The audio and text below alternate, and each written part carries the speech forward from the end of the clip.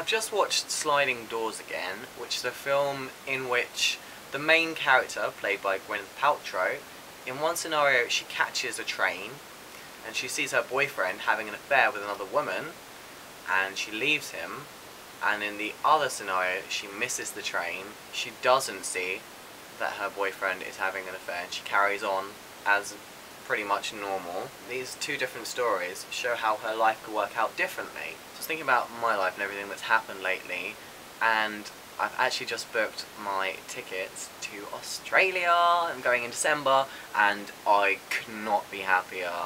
But just thinking about everything that has led up to this point, I entered the competition, which I've won, to go and work in Australia temporarily through the travel company who I booked my New Zealand flights with. So if I hadn't booked those flights to go to New Zealand in the first place earlier this year, then I wouldn't have seen the competition, I wouldn't have entered, and I wouldn't have won this opportunity to go to Australia. But you can go further back than that.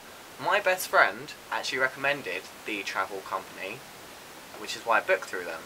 But I wouldn't have met my best friend if I hadn't gone on a trip to Belgium for my history class in secondary school when I was in year 10. I wouldn't have gone on that trip if I had gone to a different secondary school, which originally I wanted to go somewhere else, which wouldn't have been good for me because it's not the nicest school. Although mine wasn't the nicest either, but there you go. I actually wanted to go somewhere else, and my parents convinced me to go to the secondary school, which I did.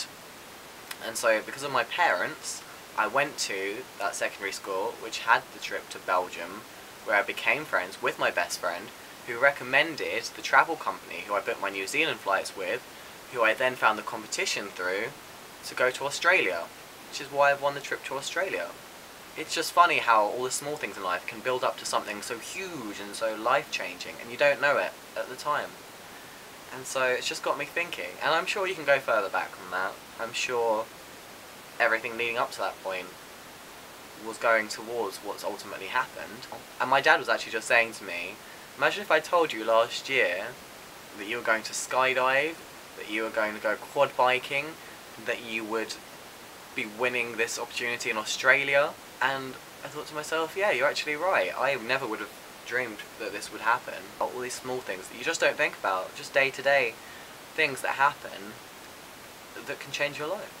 I wanted to hear from you guys what's happened to you in your lives that's all led up to a certain point.